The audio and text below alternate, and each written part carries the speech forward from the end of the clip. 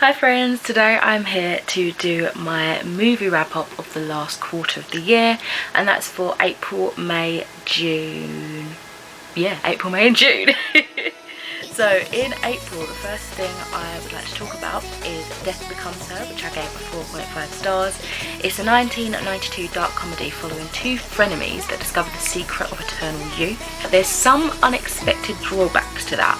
I've wanted to watch this film for ages and I finally caught it on Netflix. I love Meryl Streep and she just doesn't disappoint in this movie. I loved it. It was great fun. It was kooky and fun and a little bit creepy. Honestly, it was the perfect mix. I wish I'd have seen this much sooner. I think it's going to be another classic favourite of mine, along with The Craft and Beetlejuice. After that, I watched Coven of Sisters, which I gave 3 stars. In Basque Country 1609, in order to postpone their execution, a group of women accused of witchcraft lure their inquisitorial to witnessing the witches' Sabbath. Originally in Spanish, the dub was a little bit awkward, as I feel like some of the voiceovers didn't necessarily fit the characters. The story was interesting and I enjoyed the sisterhood of the girls and the singing and the freedom and anything that kind of represented freedom, really, that we saw forcefully taken by the Inquisitor. But I was just left unsatisfied overall, unfortunately. After that, I watched Castaway, which I gave a 3.5 stars. This was such a heartwarming movie starring Tom Hanks, who gets in a plane crash and gets stranded on a deserted island. I thought it was a fantastic movie, but I don't know why they didn't just make a courier service rather than using this big one like FedEx. Like, why didn't they just make one up for the movie? I don't know. And the end seemed a little bit choppy, but overall I did enjoy watching that one. Next film I watched in April was Love and Monsters, which I gave a 4 stars. Definitely wouldn't have put this movie on myself, but it was so good. It's about a post-apocalyptic world where the radiation fallout, which was the things used to destroy a meteorite from crashing to the Earth, causes the mutations of animals on planet Earth and wipes out 95% of humans. On a quest to find his girlfriend, Joel takes on the surface, which obviously to avoid all that radiation, everyone's living below ground and stuff. Anyway, this was so much fun. The detail to all the creatures was absolutely amazing. It's just an entertaining movie overall. Next movie I watched in April, and the last movie I watched in April, was Signs, which I gave a 3 star. I definitely like this better than other M. Night Shyamalan films I have seen, but I almost feel like, what was the point? The alien element of this movie just felt like chucked in for no reason, just to make it like thrilling and different. It really was more of like a family study and working through their grief. But as his movies go, this wasn't, you know, too bad. Just kind of left indifferent after watching it, which is better than laughable, I guess. Taking it into May now, I watched The Secret Life of Walter Mitty, which I gave a 4 stars.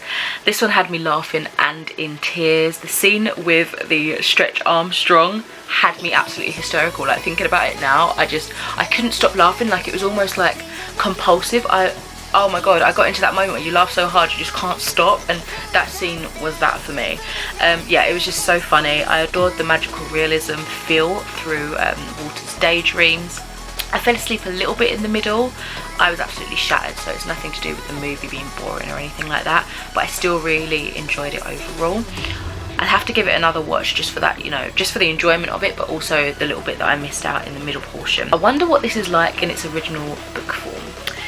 Okay, so pretty much the rest of May and then going into June is like horror now. So I've got a lengthy review, and this one is for Brightburn. I've got quite a few thoughts on this one. So I gave this one a 3 stars. It's basically a what if Superman was evil story arc. I've been wanting to watch this one since it was announced, and I finally got a chance when it was released on Netflix recently. Brightburn was definitely a slow burn for me. It was a case similar to another movie that I recently watched, which was the 2018 Hereditary, where in the last 30 minutes I was wondering what was going to happen, because not an awful lot had really happened, I feel personally. However, in this instance it used the pacing well.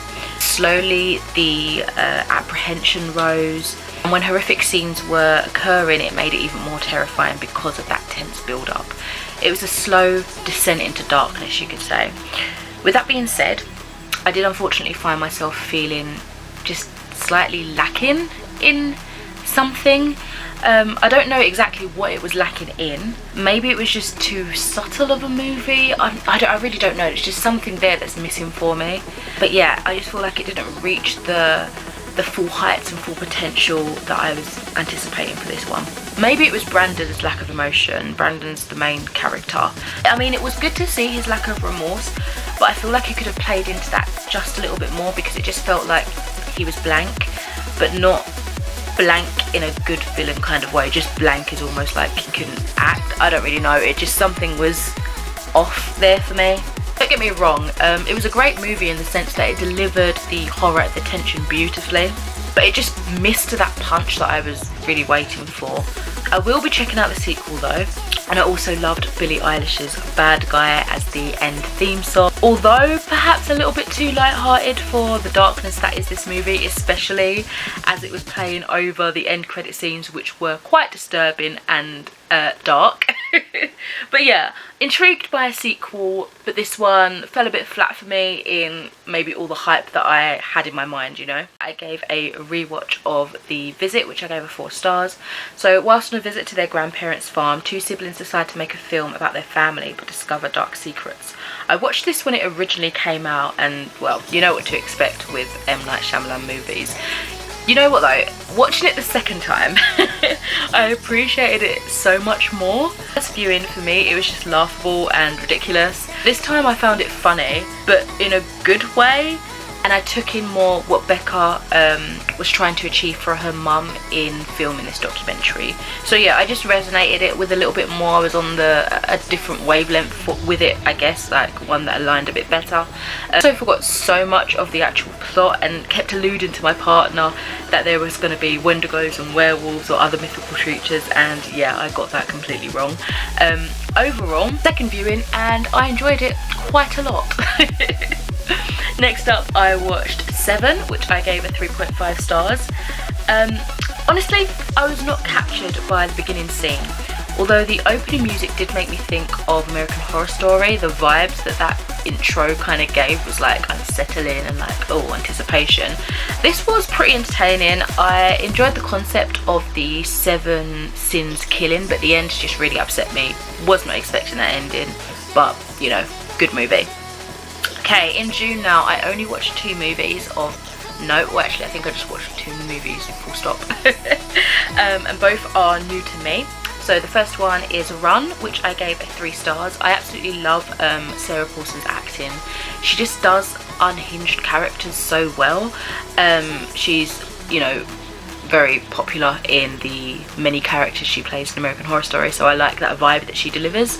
I watched the start of this a few months back and kept meaning to check out the rest, so I chucked it on and I did enjoy it. It was a bit dramatic, but it was fun and creepy and intense. It was just a decent movie. I don't know if I'd necessarily watch it all the way through again, knowing, you know, what becomes of the ending, where it goes, that sort of thing. It was just an okay film, you know.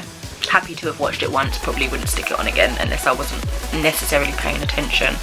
And the last movie that I watched for June and for this video is Ma, which I gave 3 stars as well. Again, I've been wanting to watch this particular movie since it came out, and it was interesting to see the development of the character Ma and her manipulation on these teenagers that she invites into her house. I mean, it wasn't as scary and as thrilling as I kind of thought and hoped it would have been, but it just had this constant air of suspense, and it just kind of felt very unsettling in its viewing, you know. I thought the connection to the kids maybe what it was, like what it turned out to be from early on, so I guess I called that early, but it was still interesting to see it unravel and take place, and you know, see it from the character's point of view of how, you know, this revenge or whatever comes about. I love the backstory of Ma and how that sort of was her fuel to exact this like psychotic revenge. However, although it was very entertaining, it was a little underwhelming in delivery. Again, it wasn't like that slashing, thrilling horror that I thought it was going to be. So yeah, that is it for the reviews of all the movies that I've watched in the last 3 months. Let me know if you've watched any of these movies, what you'd recommend, and I shall speak to you in another video soon. Bye.